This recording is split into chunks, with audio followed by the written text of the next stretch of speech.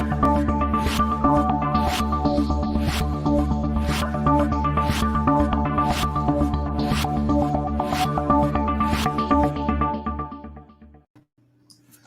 everybody and welcome to episode 95 of the Hunger for the Hustle podcast. Every episode is special, of course, but today's episode is extra special because this is for the first time I have one half of a couple that I've had on the podcast. Not at the same time, but I've had Brónagh, my guest today, Brónagh Lyons, his husband Karl, on the podcast. He was number 85 actually, so he was exactly 10 behind you. And Karl was just messaging me before we came on today, and he goes, "Interesting, is this the first time that you've had a couple on?" And I was like, "Yes, it is." So this is a special one. So great to have you on, Brónagh. Have you had the time there to share where you wanted to share this to your page?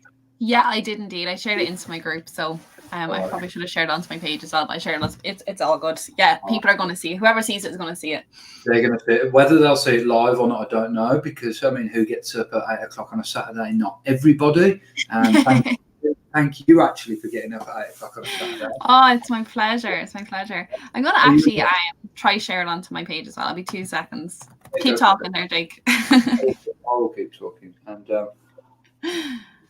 folks, while I'm talking, tell us. Oh, there you go, Joe. And I was just about to say who's watching and where are you watching from.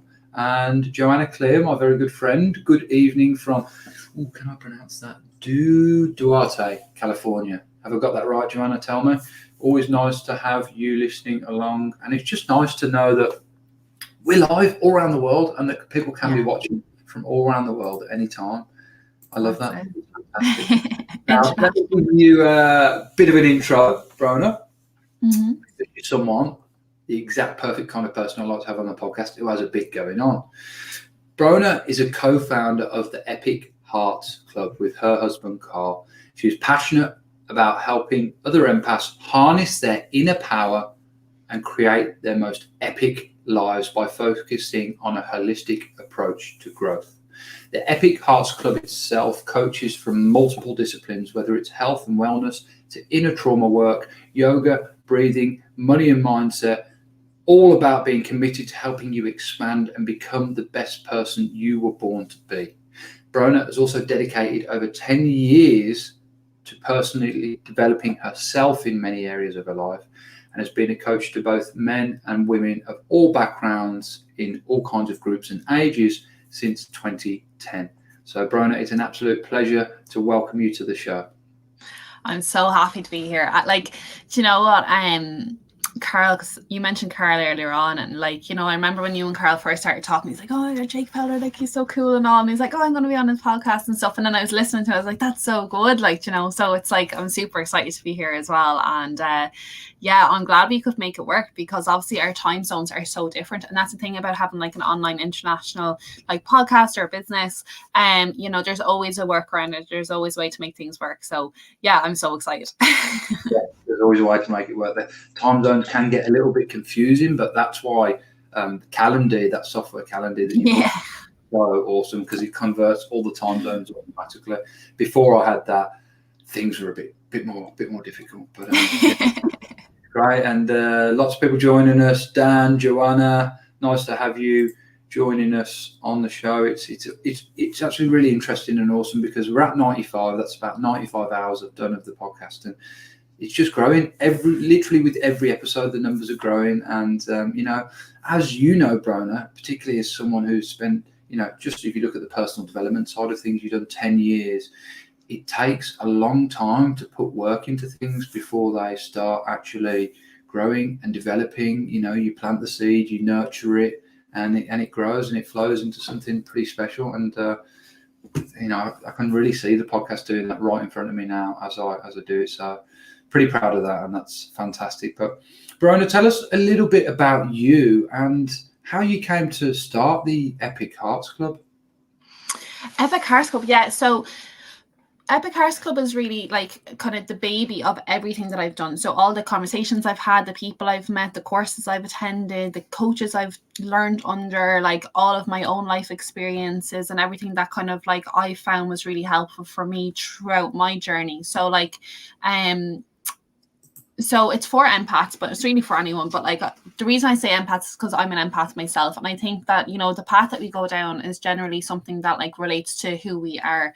And if you are going to create a business, or you're going to go into a career, or you know, you have certain passions, it's generally something that like is important to you, or, you know, is your passion. So generally are basically what I'm trying to say is Epic Arts Club is all a way to holistically grow yourself and to become the best that you can be. So we have a personal trainer, because I'm all into health and fitness. Karl was saying that you're into a bit of health and fitness at the moment yourself, Jake. We've got money for a long time.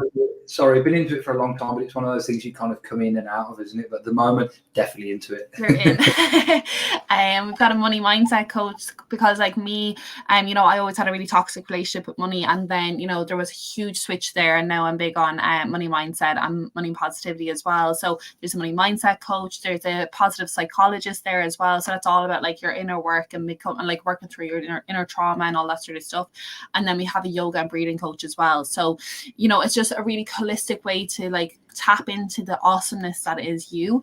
And, you know, as you said, like it takes time. Like you don't just come up with these ideas off the bat. Like, you know, 10 years, it's actually a bit outdated. It's probably close to 15 years now that I've been working on myself and helping work with other people as well.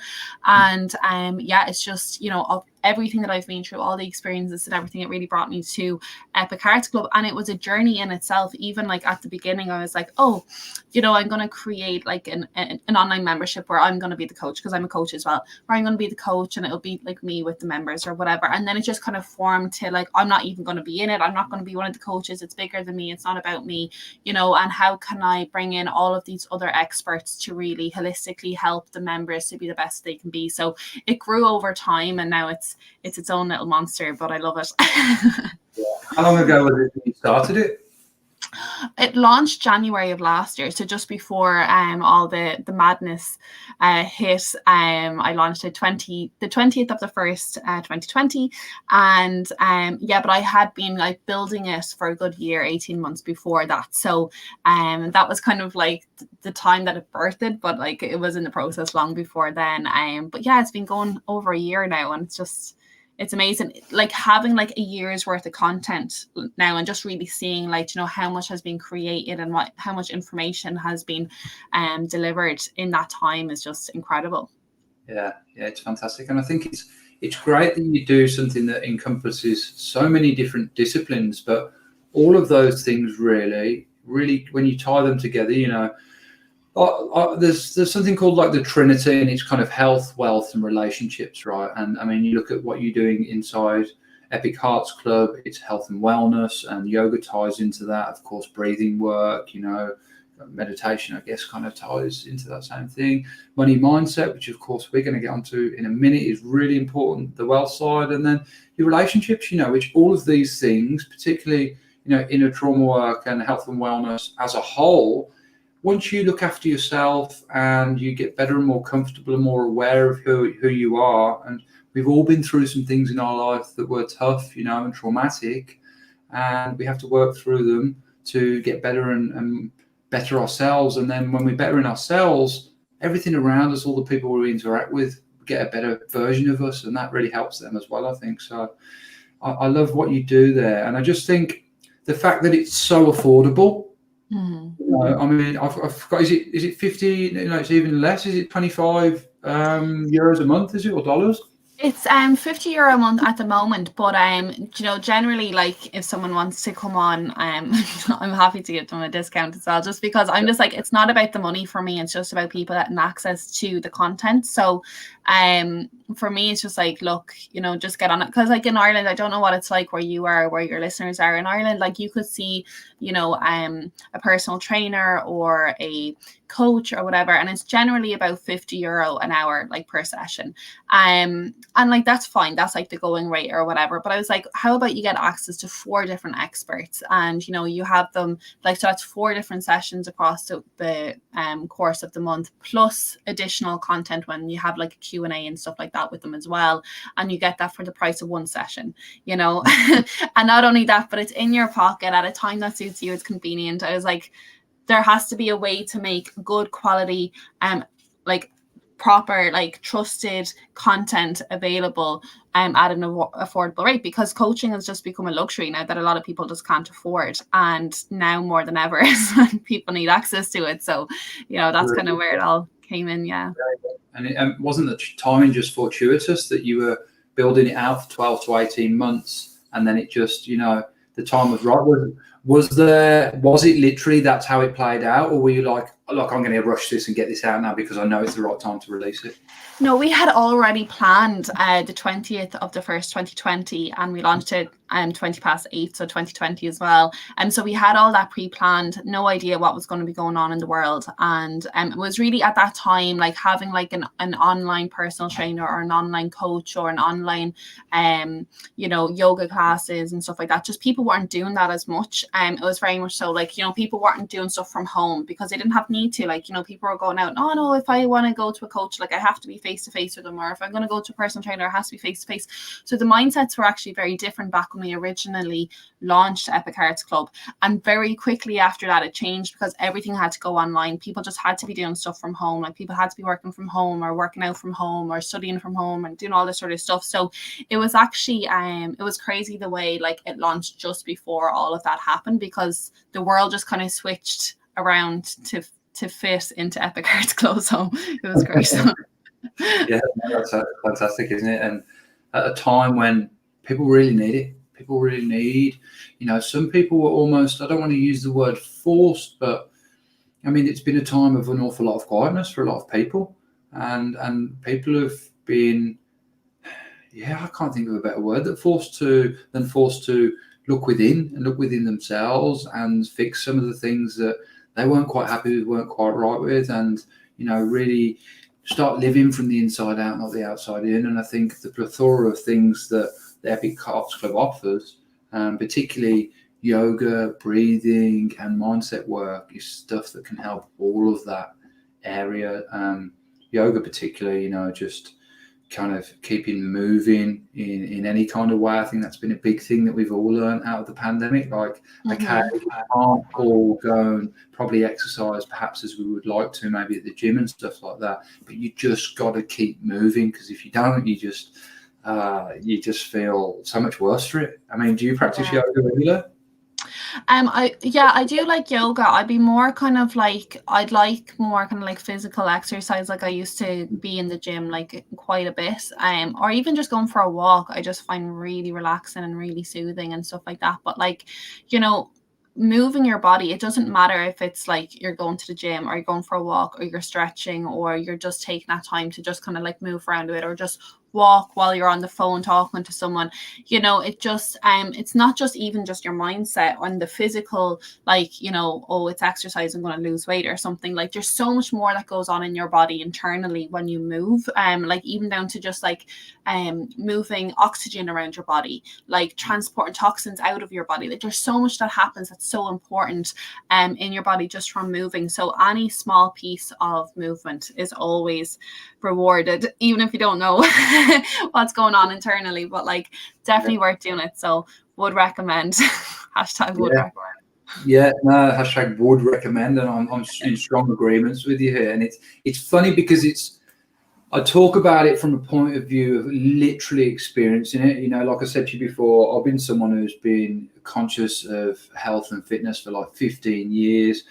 But when the pandemic came, I just completely fell off. I let myself get out of weight, out of shape. I was in a relationship, so that's the perfect time to get comfortable. And you got someone that loves you and cares for you, and you're like, oh, it doesn't matter because this is all lovey-dovey and cushy. But I actually thought, I stepped back and I thought, this is exactly what I would advise someone not to do who is in my situation, because you get comfortable in that relationship and then you can find yourself, if you're not careful, like completely getting out of shape. And then if you don't feel good and look good, you start to it's perpetual, right? To kind of downward spiral. You're like, oh, I don't feel good. I don't look good. You don't act good. I don't feel good. And then it just gets worse and worse. And before you know it, particularly in a time where we were stuck in close quarters with those that we loved, it can play out, and it did for me, played out to be something that's not all that pretty. So but rewound all that back now, got back into the gym, and look, I'm grateful for being able to do that. I know we can't all do that in all parts of the world, but things are looking up, things are on the way. The curve is being beat in a lot of parts of the world, and hang in there, guys, because we did it, tough here in Melbourne. We just did it a bit earlier than you guys did it, and we'll all get there. We'll all be back in the gym, and before we know it, we'll be back to where we wanted to be. But one thing you touched on there was going out for walks, and that's one thing that I love to do, and I found kind of fallen in love with walking and hiking in the last kind of few months, really, because there's nothing that can ever stop you doing that. Okay, you might not be able to do it so far from your house, but no one can ever stop you walking out of your door. And look, dare I say it, is anyone really watching how far you're going? If you go 7 or 10 Ks from your house, or 5 or 10 miles, I'm sure you're going to be all right. I'm sure you're going to get away with it. So, disclaimer, don't do that, but you can. Yeah, but I mean, even if you are restrained, like for instance, Karl, when he was on here, he was in a hotel room. Like he just couldn't even leave the hotel room. But dependent, like regardless of your environment, you can still make things work for you. I'm not saying like Karl is like Superman and everyone should say that he's great or anything. There was days that he didn't move that much, but then there was other days he was up and he was doing 10,000 steps inside a hotel room. So regardless of like how large your radius is that you can move outside your home, like you can still do a lot in this space that you have. And I think it's really important right now to get that perspective. Like this is not going to last forever. Like this isn't going to be the rest of the world. It's going to be us in this pandemic. Like at some stage it's going to end. So if we know that, then it's like, okay, so between now and then, whenever that is, releasing control of when is that going to be, what date, but like whenever that's going to be, it's going to end. So like what can I focus on right now while I'm in this situation to make the best of it, while being safe and following guidelines and all that good stuff. But like what can I do right now in the time that I have to make sure that when this does end, that I'm a lot better for it. Like I'm winning this whole situation, so that when it is finished and I have full freedom to do whatever I want to do, that I'm ready to go, yeah, ready to rock, and coming out of it better than you went in. I think that's a nice thing to focus on. Like, how can I come out of this better than I went in? And we've touched on the physical there, but the mental as well, and also one thing I found, it was like, well, what are some of these habits that I have that I find myself doing a lot, and some of the people and situations I find myself in that I'm now away from because I just can't do them because everything's shut down a bit, that I'm like, that wasn't healthy and I don't need to be doing that. Who can I count on? Who can I count out? Why was I ended up doing, that bad habit? Like, why do I find myself hanging out with these people and who are smoking a lot, or hanging out with these people and drinking a lot? And it's kind of interesting how the quiet time made you more aware of those things that you really weren't any good for you. Yeah, and awareness is so key. And I think as well, just not having judgment on that, it's really, really powerful to be able to ask those why questions in yourself, because you're learning about yourself, but not from a place of judgment, from a place of curiosity. Like, actually, why do I surround myself with these people, or why do I do these things and have these behaviors or say these certain things or think a certain way, but not in a judgmental, like, oh, why are you doing that? But like, why am I doing that? That's interesting, because then you can find maybe, a root cause behind that. And that's the area to work on. It's not so much the behavior. The behavior is just a side effect of whatever's going on in the background. And we all have that. That's the thing. And that's why with Empaths Club, I wanted to make sure we had an inner trauma coach, because the thing is, we all have trauma. And it's not even stuff that happened in our own lives. It could be generational trauma that was passed down from like our parents and like the environment that we grew up in, and society and culture and all this sort of stuff.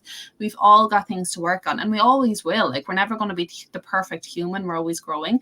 So it's really just like learning more, being inquisitive, but being compassionate and kind and loving to yourself, and accepting of like where things are, and accepting the decisions that we made in the past, and just like having a very positive outlook on it. It's like, okay, this morning I did this thing, it doesn't have to be like I did this thing 10 years ago. It's like, this morning I did this thing, or 5 minutes ago I did this thing. Like, why did I do that? Or why did I react that certain way? Or like, what triggered me so much in that environment? Or why did I feel compelled to write that comment or say that thing back to that person or hang up the phone?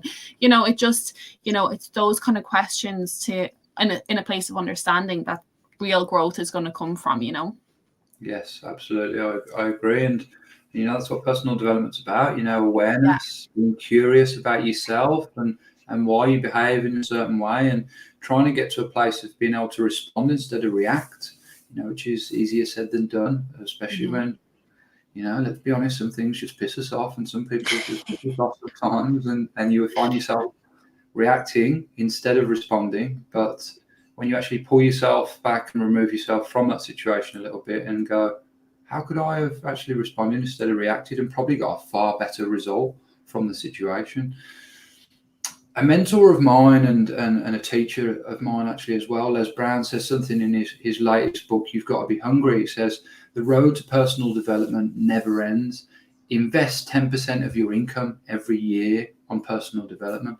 And I actually remember a friend of mine when I first, not long after I moved to Australia, a friend of mine called Yuri Sharmis, who I've got on the podcast on Monday. He said to me when I started getting into personal development and looking within myself, he goes, you know, once you open this door, you can never close it. And I was like, oh, I don't know if I want to open it then. That sounds a bit scary. But, you know, I'd love to know kind of how you got started on that road to personal development. Was a particular thing that kicked it off? Yeah, it's so funny you say that. I remember actually attending an event, and it was like a personal development event, but they did all the teachings through like plays, like theater, and there was one, it was actually on this topic, and it was like the Matrix, and he's like, you've got the red pill and the blue pill, like which are you going to take? Like there's no going back kind of thing. Yeah, so for me, I think, like, you know, we're all inherently as people, like we all want to grow, we all want to, you know, develop. I think that's the human condition, is evolution. Like, you know, there's no way not to evolve.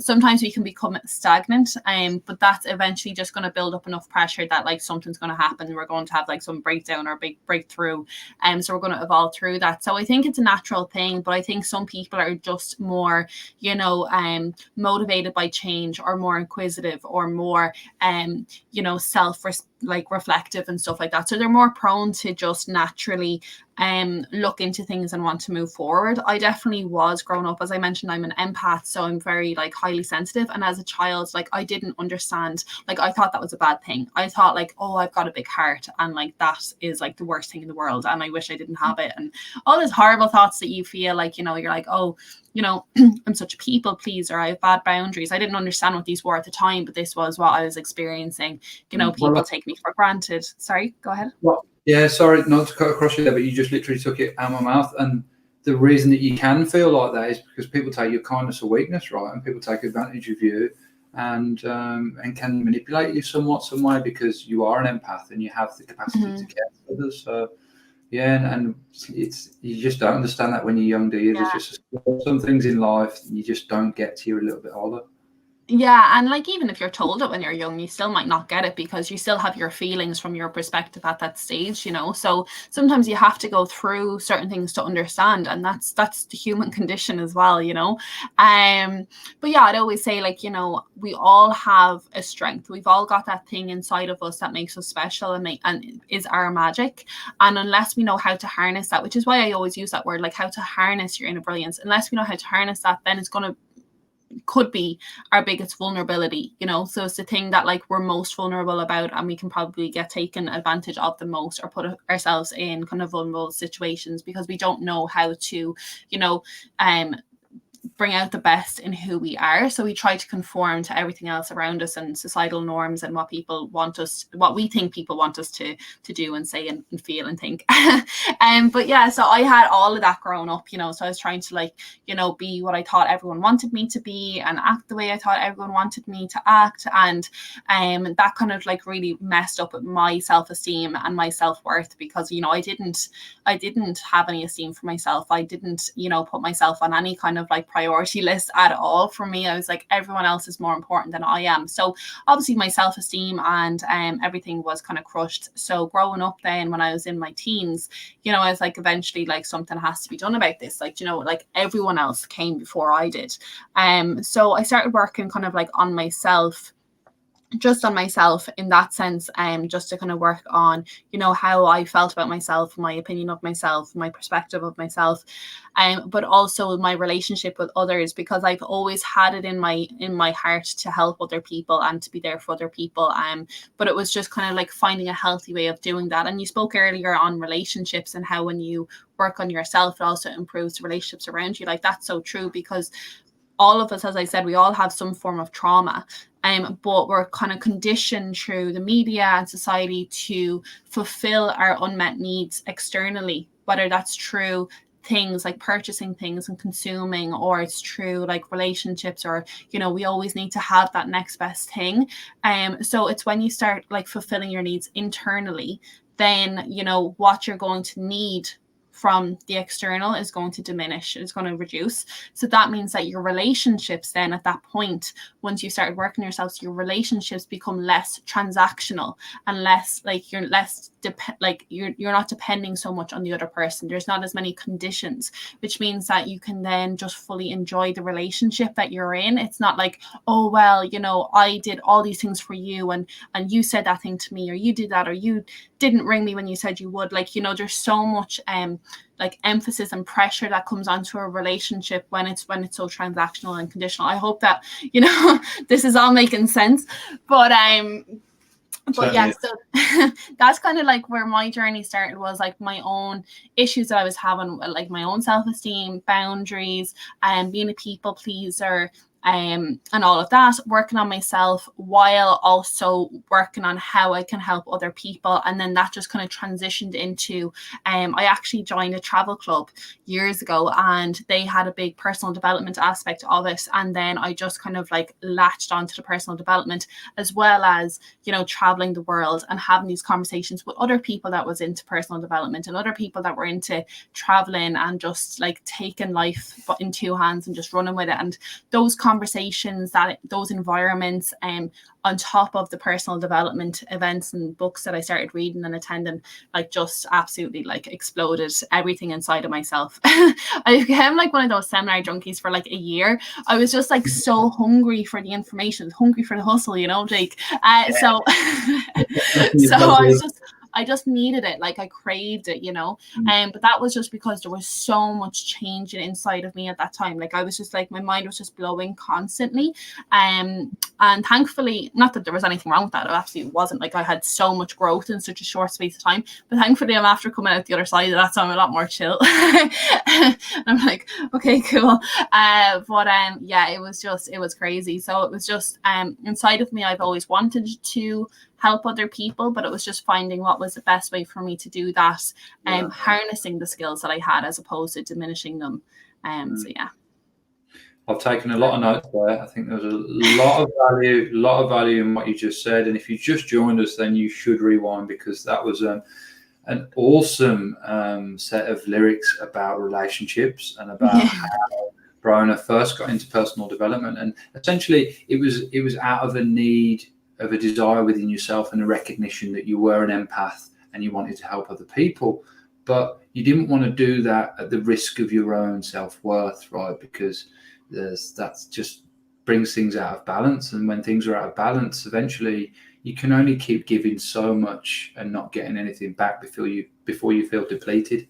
And I think it's really awesome that you actually found a way, you know, with the Epic Hearts Club to be able to facilitate that need and that want to deliver being an empath and being able to help other people. And it's really interesting, and it's literally just come to me right now as I've said that's exactly the same reason why I started this podcast, and it's exactly the same reason why prior to that I got into learning about public speaking. I always knew I had this within me as an empath too, to want to help, the desire strongly to help other people, but just didn't quite know how to do that. I like speaking, clearly, as I started a podcast, and I have no issues with public speaking. And I found that my voice and the way that I can project that and share the things I've been through openly in my stories is a great way to help people. And a podcast format is also a great way to do that. And I don't know if you've heard, but there's actually a series of books that's going to be coming from the podcast under the same title, that's amazing, all about people sharing their kind of stories and things they've been through to help others, and the proceeds of which are going to a charity in Kenya which helps build schools and orphanages for children. So it's crazy how things can develop and happen so fast from that first initial recognition within yourself that I'm an empath. I'm someone who wants to help other people. And I think some of us just know that and never act on it. And it's a terrible thing, because you're starving the world of your talents, of your gifts, but just big up to people like you who do act upon it and have acted upon it, and the world's going to be a better place because of it. And I think the world could certainly do with more people like that. So good on you, Bronagh.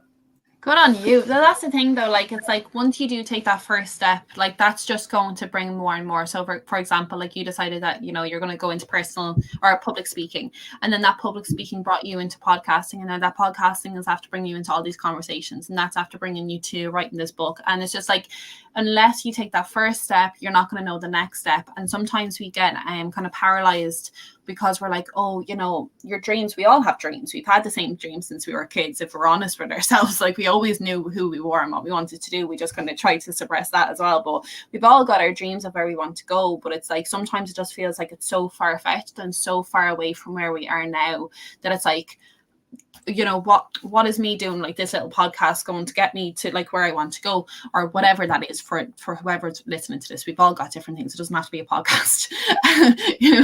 It could be just like getting up and going for that like 5-minute walk, but it's like, how is that going to contribute towards where I want to go? And it's like, you just need to like make the first step, like bit by bit by bit, day by day by day. It doesn't have to be this big massive transformation. A tiny little step towards where you want to go, which could be listening to this podcast, could spark something. And it's like, oh, actually, yeah, I'm going to go talk to that person, or I'm going to read Jake's book, and I'm going to like go back and maybe binge on some of the other podcasts. And you never know where that's going to take you. Like you might end up reaching out to one of the speakers and say, hey, I loved what you said there, like, and then spark a conversation, and that could lead you on a different direction. So the little things, it doesn't have to be huge. Like it could literally be listening to a podcast or reading a book or going for a walk or having a conversation could spark what's needed for the next step. Like, it's like if you're starting to climb a stairs, you just have to start on the first step. You don't have to worry about how big the stairs is, just start on the first step, and it will trickle effect for whatever the next steps are going to be. Sure will. And when you know the why that you're doing something, you can endure anyhow, and you don't always have to know how you're going to achieve your goal. You just have to know what it is, and take, like you said, just baby steps, just one thing each day. That's how greatness is achieved. That's how goals and dreams are achieved. They're not achieved overnight. And I think that's something that a lot of us can fall into a trap to these days, particularly seeing so much stuff on social media. It's like you see great things being achieved and goals, and you're like, that's fantastic. And a lot of people perceive it as just happening overnight and overnight success. And really, when you dive into people who have achieved great things and smashed their goals, and they're always setting new ones and hitting new ones, most of them will tell you, 99% of them will tell you, it did not happen overnight. It happened over a period of years, and it happened through making a lot of mistakes along the way. And it was just baby steps, putting one foot in front of the other and just doing perhaps one thing, even once a day or once every couple of days, to move just 1 inch or, just one bit closer towards that goal. And it's also about not comparing yourself to others, because, people are at different parts of their journey. Some people had different starting points, so it's like, you might be like, oh, well, I'm this age, and someone else the same age as me or younger is like there, and like, why am I only here? And if I do this tiny thing like listen to a podcast, what difference is that really going to make? It's like, you really don't know. It's like we were speaking earlier, Jake, about a course, and you could spend, hypothetically, you could spend X amount of money on a course you could do, and be like, it was good, but I don't know if it was worth that amount. But it's like, until you die, until you're on your deathbed, you don't know how much that course was worth, because you don't know the effects that it's going to have on your whole life, so like you could say, okay, well, I want to achieve all this, but what's listen to a podcast going to do? But it's like, you don't know, because you don't know what effect that podcast is going to have on your subconscious, that's going to lead you to make different decisions like 10 years from now. So it's like, you know, there's so much that you know, these little things can add up, and you know, you can't compare yourself to other people because everyone's dealing with their own stuff, everyone's got their own trauma, everyone's got their own thoughts that are going in their head. They're all, you know, processing different information. They grew up with different information, they grew up in different environments. You know, we've all got different opportunities. It's all about the mindset, it's all about the perspective. So that small little step could open your context of the world to let you see things that maybe you wouldn't have seen had you not listened to that podcast or read that book or gone for that walk or had that conversation. So yeah, it all adds up. Yeah, I totally agree with you. It's comparing yourself to others, it's a tough one, isn't it? Because none of us want to do it, but let's be honest, all of us find ourselves doing it. Right? Yeah. There's almost no value in it, because at the end of the day, one thing I learned this year is that amateurs compete, whereas professionals collaborate. And that's the kind of people you want to surround yourself with, people that you can, if you were like in a one-on-one competition with them, they can never win because they just want you to win. That's the kind of people you want to surround yourself with. Like, there is no competition. It's pure collaboration. I just want you to do, I don't even want you to do as well as me. I want you to do better than me. That's why, like, I'm hanging around you, and that's why we share, you know, that energy. And I think if everyone's like that, then it only just breeds great things for everyone. But, you know, it's very difficult to it's not always easy to seek people like that out, you know, and it's about mindset, of course. You know, if you're focused and you're clear on the things that you want, and you have the mindset of someone who's successful and is, you know, a giver and lives from the heart and lives from the inside out, not the outside in, you will sooner or later start to attract more of them people into your life, and also you'll start to learn how to repel the people that aren't also part of that circle. And you'll get better at seeing them coming in, I think. Yeah, well, that's just going to happen naturally, though. And this is like really the key to everything. Like, if you took everything we've ever said in this conversation and just boiled it into one point, it's like, this is the point. This is it. Like, we can stop after this. I'm not saying to stop, but like, this is it. You know, you're not going to get any more than this and anything ever. So you need to be the person. Like, and be is the operative word. You need to be the person now, like whatever it is that's in your goals in the future, you know, or you want to, you know, surround yourself with certain people. You want to surround yourself with collaborators, not like competitors. And there are people like that. There's people that are listening to this right now, and there's like, you know, those people don't even exist. Like, we're all competing against each other, but they do exist, you know? So it's like, how can you be the person that you want to surround yourself with? Because as you said, naturally, you know, that's going to have 3 different impacts on the people around you. So when you change your vibration, your energetic vibration, and you choose to be what it is that you want to be and who you want to surround yourself with, 3 things can happen. The first is the people around you can like raise their vibration to meet you at where you're at, and they'll also transform to being collaborators in this example, right? Or whatever it is that you want. The other thing that they can do is they can do nothing. They can just stay where they are, and like eventually it's going to fizzle out, because you're just not going to be at the same level, which is totally fine as well. People are on their own paths, their own journeys. And then the third thing that can happen is people can get really triggered by that and be like, hey, you're not the same person that you were before, or like you've changed, or I'm no longer comfortable because you're after changing the dynamic of like how we interact with each other, or like how things work, or hey, you're not as available as you have been for me before, or you're not as willing to do all this stuff that I ask you to do anymore. You're not saying yes to me anymore. Like, these things aren't happening, and therefore that makes me angry, or that makes me upset, or that makes me triggered. So you're going to hear all about that because I want to bring you back to the person that you were before you decided that you wanted to go be someone else. So like, there's 3 things that are going to happen there, and like really all we have control over is ourselves. That's all we have control over. We can't control anyone else's reaction or response to what we do. So if we can just focus on being who we want to be, and literally just focus on that, and detach from all the judgment of other people and expectations of other people, and just really focus within. That's the core of everything. Focusing within is all we can do ever. Is all we have. Focus within. How can we become the best that we can be by internally meeting our needs and being the person that we want to be? Everything else is going to sort itself out. People around you will decide that they want to join you, they don't want to join you, or they want to get like annoyed by it, and they'll go off, and they'll, you know, that in itself, that trigger in them is going to propel them to do something different. So you've already influenced them anyway without meaning to. But just choosing to be it yourself is going to have that knock-on effect around you, and also it's going to create that space where like new people are going to be propelled towards you as well. You're going to start attracting people that are on that level as well that you would never have even met if you hadn't made that change. So yeah, it's key. Everything's key. Just focus on you.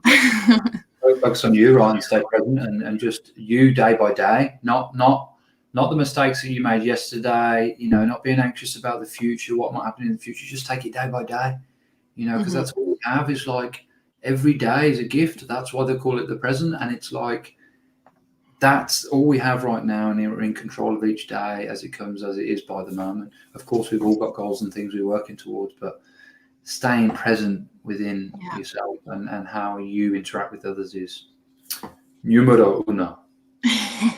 Now we're in the last kind of 20 minutes of this podcast. I want to switch gears a little bit and talk about financial wisdom, or financial education, because I know that was one of the main focuses of the podcast I did with your wonderful husband Karl, and we really dived into that. And I expect that, I know it's money mindset is a part of the Epic Hearts Club. That's a part of the coaching you do in there. But after I had the extensive conversations with Karl, frankly, I can't quite see how you wouldn't have a wealth of financial wisdom and education as well. And I'm quite keen to kind of put that out into the world. Am I right?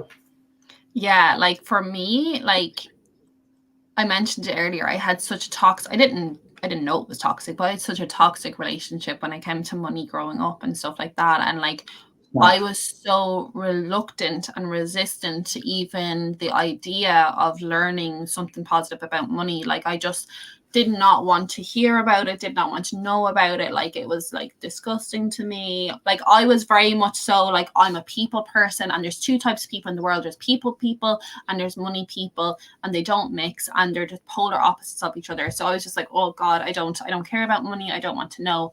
Eventually, from attending the events and stuff, they kept mentioning this book, Rich Dad Poor Dad, and even the name triggered me. I was like, do not want to know. Don't come near me. Like, after a couple of years of hearing about it, I was like, okay, fine. Like, you've these speakers and authors and stuff, that they've increased the credibility within me from all of the other learnings that I've done. If they keep recommending this book, maybe I'll give it a shot. And I did. And that's Robert Kiyosaki's Rich Dad Poor Dad. And when I read that book, that's why I will always to this day recommend that book.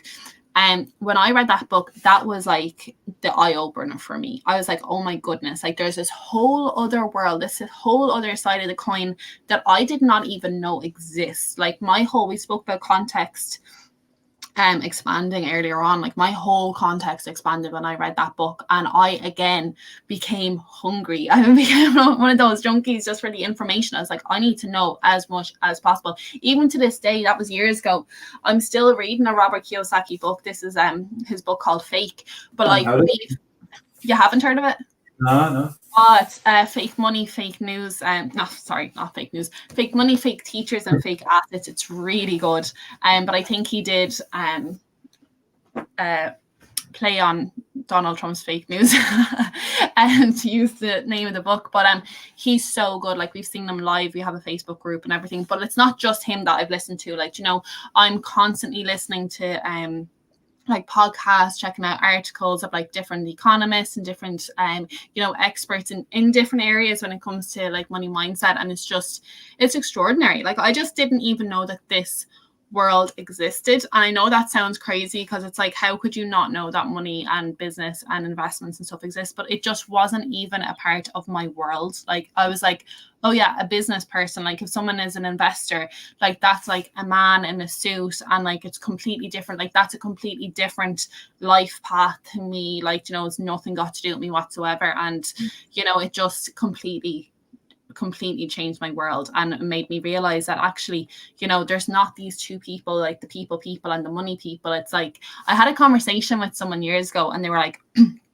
trying to work on my money mindset before I read Rich Dad Poor Dad, and they were like, Brónagh, like, okay, you want to help people, right? And I was like, yeah, I want to help people. I was like, okay, how many people could you help right now, exactly where you are right now? And I was like, well, I could emotionally help my friends and stuff like that. Like, and maybe if someone needed a couple of euro, I could help them and stuff like that. And they're like, okay, imagine you had X amount of money that was just coming in per month from whatever it is that you had set up. You had something set up and you had money coming in every single month, and you were after building some kind of organization, or you're after building something, and you had like, you know, a bit of status, and you had a bit of credibility, and you had like a more like a voice where people would listen to you, and you had these networks of people, and you had all this like money flowing in from wherever it was flowing in. Like, how many people could you help then? And I was like, a lot. You know, like my mind was like, oh my god, yeah, I could actually do like all these different things that I wanted to do when I was a kid, and I was like, it's not even possible to do all of these things, like in terms of helping people. Like that just really, for me, like that conversation just like flipped everything on its head, and I was like, wow, like, you know, if I can create you know, whatever it is in this world that I'm here to create, if I can create that, then that's just going to, you know, help me to help so many more people than I'll ever be able to help before then. And if I can help people while creating that, you know, it's just a triple whammy. So yeah, bit of a tangent there, but yeah. I know it's a good tangent. I had someone on the podcast the other day. Excuse me, I can't quite remember who said it, but they gave me a really interesting insight, and they were like, the more money I have, the more people I can help. I'm not saying give all your money away, because then, of course, you know, we work hard for our money, and you don't want to give every single cent away, because, I mean, you're not going to have anything to live off them. But I think that's a really cool perspective to look at it with, is, you know, the more money I have, the more people I can help. And if you genuinely, are, you know, altruistic, there's a big part of you that's empathic and altruistic, and you want to help other people, then that is absolutely true. And how can you earn other money? Well, you get multiple income streams coming in. You don't just have your eggs in one basket. You learn how to make money in your sleep, you know, in multiple different time zones. And I think it's things like this that it does tell you in Rich Dad Poor Dad. I know it tells you a lot about property as well. It really actually opened my eyes up to property. I was kind of seeing property when I was younger as something that was like, oh, you know, why do you need to do that? You can just rent and live wherever you like. And it's like, yeah, I mean, that's one way of living, but it's not the smartest way of doing it. Yeah, it really opened my eyes up. And I think actually a lot of people would have capitalised on the opportunities in the pandemic. And I know that sounds like a strange thing to say, but I mean, you got to look at it, right? There's a lot of opportunities that came up in property in this time. A lot of them, and I'm sure a lot of people will have, you know, paired what they learned in that book and thought, I've had this cash set aside for a while. Now there's some properties coming up, particularly I know here in Australia, commercial properties have dropped through the floor, taken advantage of what they've learned and compared with the cash that they have on the side, and got themselves an asset instead of a liability, which is one of the key things that I learned from that book. You know, the difference between an asset and a liability, and it really made me think how many things I have in my life that are actually a liability. So for anyone who's watching that doesn't know what an asset and a liability is, an asset is basically something that puts money into your pocket, and a liability is something that takes money out of your pocket. And, you know, when you look at it, it sounds really simplistic, but like when you look at what society tells us, they say like your home is your biggest asset. However, like you're paying out of your pocket every month or every year or whatever way you have it set up for your home. So if you look at it from this perspective of an asset and a liability, take money in and out of your pocket, then it would actually be seen as a liability. Now, it is an asset for the bank because the bank is making money off of your home and you having a mortgage, but for yourself, it's actually a liability. So how can you create real assets, not fake assets like in the book?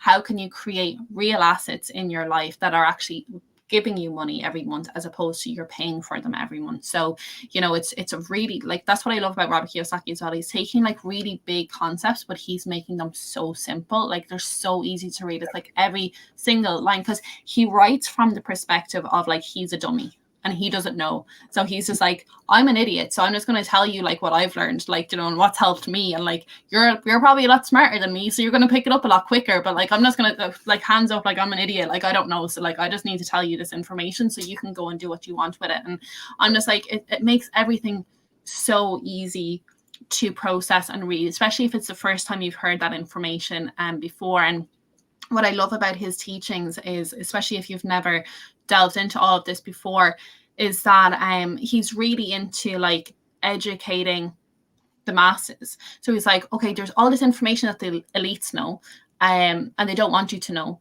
But and it's not like it's a crazy thing. It's like as simple as like what's really an asset and what's a liability, for example. But like, you know, there's all this information and it's just not out there. It's not getting taught in schools. It's not being discussed within family and units. It's not like out there. Like people just don't know. So like, here, read these books that are super simplistic and easy to read, and then go and do your own further learning. You know, just be aware of what's going on around the world, you know. And that's why I'll always recommend Rich Dad Poor Dad, because like since reading that, like I've delved into so much, I've learned so much, I've looked at so many different ways. You mentioned like real estate, like we've done a Robert Kiyosaki course for 6 months, and they went into all the different asset classes and all the different ways that you can make money, and like different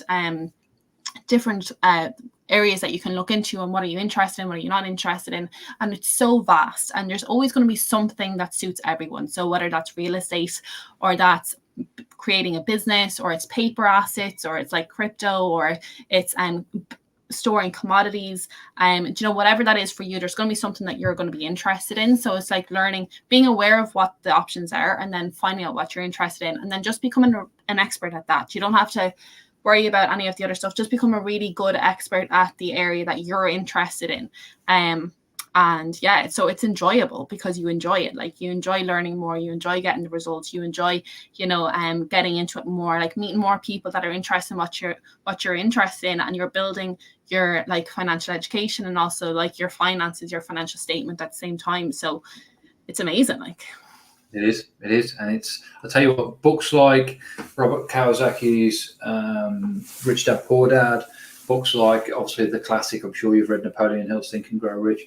When it comes down to like gifts and giving people gifts, it's one of my favorite books to send people. And I tell you why it's one of my favorite books, because some people, you know, you buy my book, they never read it, but then now and again you get one person and they'll hit you up like maybe 3-6 months later, and they'll be like, Jake, that book you bought me, really mad. Like, how have I never heard any of this stuff before? How is it not out there? Like, well, it is out there. I mean, Think and Grow Rich was written in the early 1900s, you know, and a lot of people, you know, predicate a lot of success to the kind of the content of that book. I find it really interesting. It was written such a long time ago, but it's still really relevant, and it's very different to the way in which Rich Dad Poor Dad is written. It's in very now time digestible chunks. You can kind of read a chapter, get loads from it, and then actually probably act on it very quickly.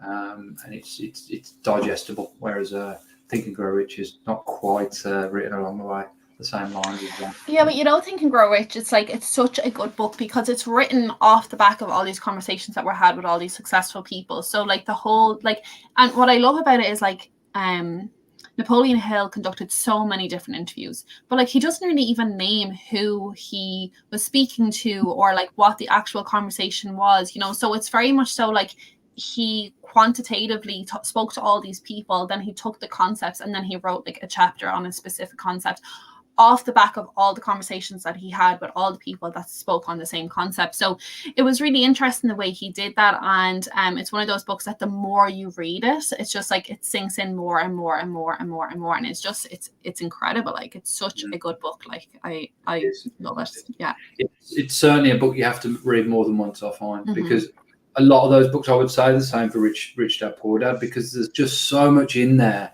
You can't take it in one sitting, or even in like a few month period. I find you have to read it again. And I love audiobooks.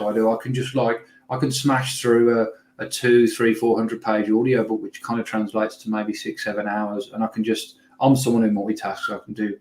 I used to pull back away from it. I used to be like, why am I trying to do so many things all at the same time? But I've recently embraced it and realized that's just who I am.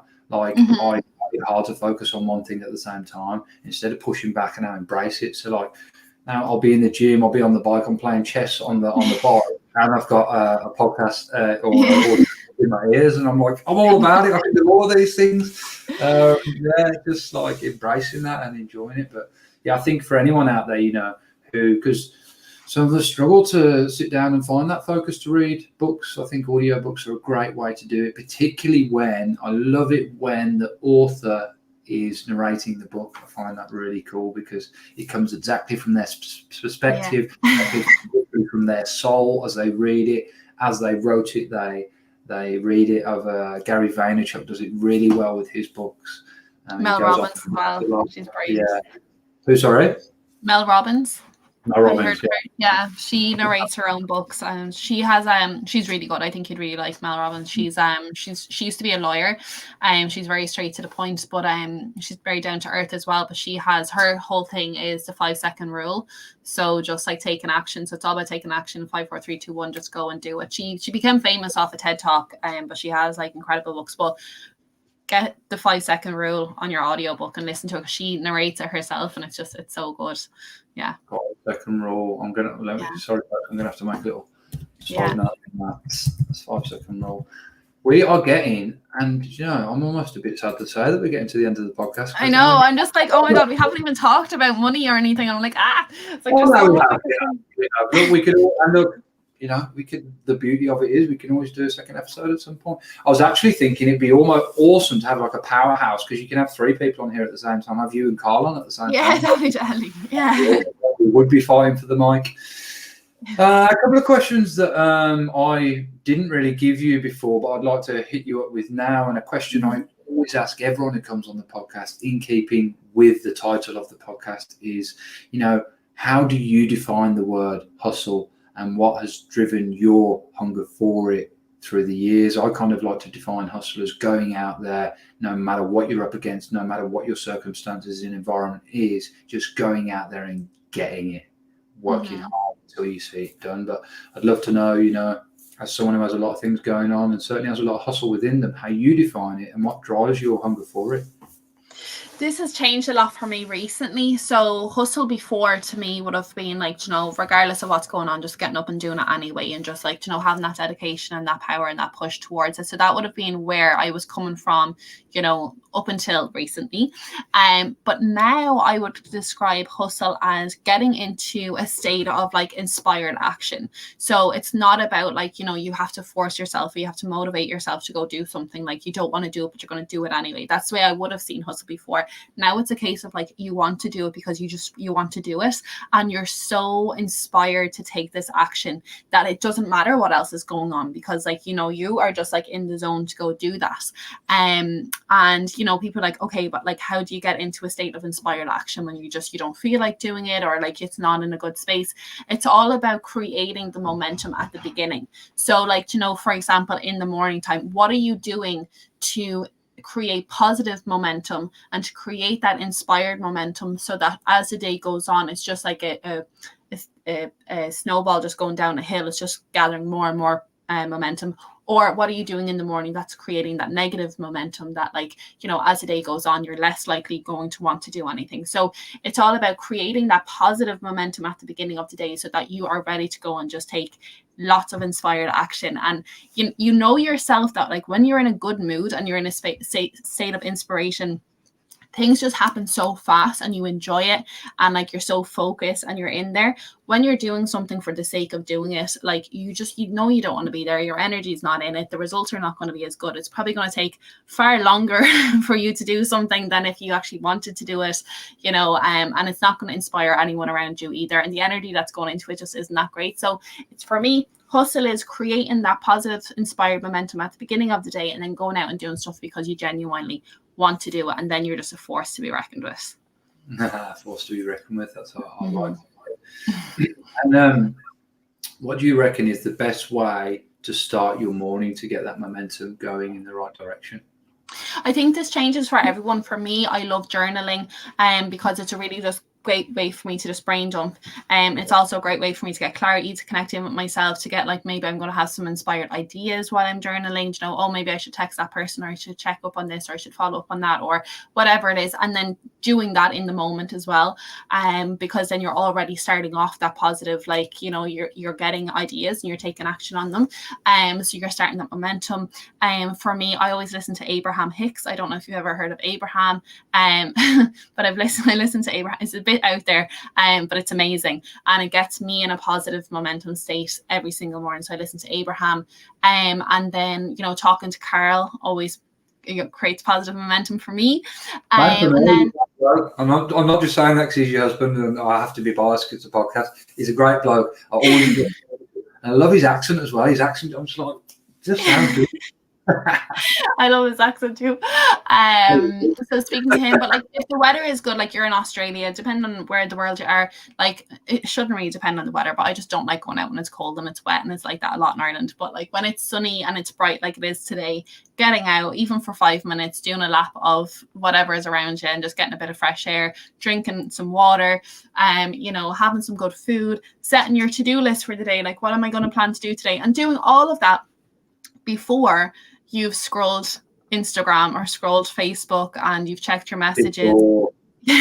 Before you do all of that, taking the morning for yourself to do whatever it is that works for you before allowing other people's agendas and energies into your space. So you're really protecting your space so that like you've already created that positive momentum. It's like for example, like imagine the snowball going down the hill. Okay, or the skier. Let's just say there's a skier going down a hill and they're on their skis and stuff like that. And someone says halfway down the hill, hey, stop. Like they're not going to be able to stop because they're already like have that momentum. If you told them to stop when they're at the top of the hill, they'll probably be able to stop themselves. But halfway down, they're not going to be able to. They're already halfway, like they're knee deep in the momentum of what's going on. So if you take that analogy and then you look at like positively and negatively, if you're on a positive momentum and you're halfway down, it doesn't matter how much negativity is going on around you, what other people say to you, their agendas and messages, you're already on a positive roll. But if you're like already on a negative roll, it doesn't matter how much positivity goes on around you, like you're already on that negative streak. It takes a lot to be able to slow that momentum and to change into the other direction. So it's getting off on the right start. So doing all the things that's important to you before anyone else has had a chance to put their agendas on you. Absolute gold. Couldn't agree with you more. Journaling has been I've done for years, and this year I made a commitment to do it every single day, and I have done thus far. Some days I forget to do it, I have to write that I'm writing for yesterday, but as long as I don't miss a day, like getting a day actually written through, it's fine. And the power of journaling is just incredible, and just getting started on the day for yourself before the day gets started on you. It doesn't take too long either once you've got it nailed down. You can get this kind of stuff done, maybe listening to some positive messages, bit of meditation, bit of breath work if that's what you're into, bit of journaling, and then just kind of, if you haven't already written your day out the night before, which I like to do, at least some tasks I want to get completed, maybe write your day out in your diary. You can get that done in like 15, 20 minutes, maybe half an hour. And what is 15, 20 minutes, half an hour? If you haven't got that for you at the start of the day in a whole 24, 23 and a half other hours, something's not quite right with it, I don't think. And just on that, for anyone who's interested and they don't know where to start, Mel Robbins that I mentioned a few minutes ago, the 5-second rule, watch her YouTube, listen or read her book. But also she's got a journal. It's either the 5-second journal or the 5-minute journal. But basically she has created a template that goes through all of this, like what to like really focus on. And she has when you can even get the template for free on her website. You don't have to buy the journal, right? So you can get the template for free on her website, and then you can go to YouTube and she has like videos on how to use the journal, and the science and everything behind it and how to start your day right is just incredible, and it really ties into everything we just spoke about. So I would recommend the hashtag would recommend. I don't know why I keep saying that, but it works. It's a new thing. What was the name of that journal? It's either the 5-second journal or the 5-minute journal, but if you just even put in Mel Robbins journal, it will pop up. But you can get it on YouTube, and you can get it on Amazon, but you can also get it for free. You can get the template for free on our website. So I'm going to put that in the comments, and I'll probably put that in the show notes as well. We're going to have to wrap up. We've gone 3 minutes over, and that's a shame. It means that we'll lose 3 minutes on Instagram, but that is the only place you lose it. Everywhere else we'll get the full duration of what we've talked about. Bronagh, I'm going to drop your links in the comments here, and they are also in the show notes. For anyone that wants to connect with Bronagh, and even more so the Epic Hearts Club and wants to become a part of that, we have a special discount actually, which thanks for organising that, Bronagh. I'm going to drop that in the comments as well. For any of you guys that want to join the Epic Hearts Club, which is quite frankly epic, 25% discount that you can get by using the coupon code HUNGER for the hustle, all capitals, and that is in the comments. So thanks so much for that. And I've dropped the links where people can connect with you, Bronagh, in the comments. But just for the guys that are listening back on the audio version of the podcast, do you just want to say where the best place to connect with you is? Yeah, just probably my name is Brónagh, so it's a bit hard for people to spell. Bronagh, Lyons. So even if you want to find me on Facebook, Instagram, they're the kind of two platforms I'm on the most. Or if you want to join our groups, if you're interested in personal development, we have a free group called Empaths, Connect, Protect, Inspire. That's on Facebook. Or if you're interested in money mindset, we have a Cashflow Ireland Club Facebook group as well, which is free, and it's all about connecting and money mindset and financial education. So any of those, I'm on them all. I mean, you've got quite a unique name, so people would only just need to pop it in Google. And yeah, I'll take all Google. over Google. Now my phone's asking me what I want to type, so I said the word Google. Jesus. But yeah, I mean, Bronagh's name's right below. Yes, I found the logo.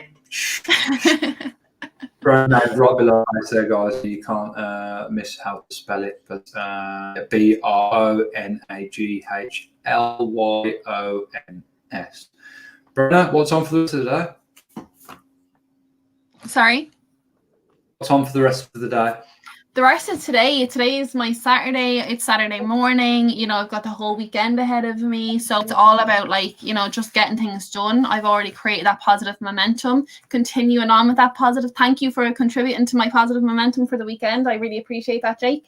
I'm actually writing a book myself. So I'm going to work about my book. I'm doing an online language course as well for the Irish language. I'm going to do a bit of that and speak to a few people, have a few calls. That's the plan. What about yourself? What's your evening look like?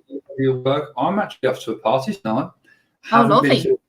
I've been to a party for a couple of weeks. I'm not drinking, much like Karl. I'm sober as a judge at the minute. Is Karl still drinking? No, we both actually did the 1 year no beer, and we finished that on the 15th of Feb, but we're still not drinking. So.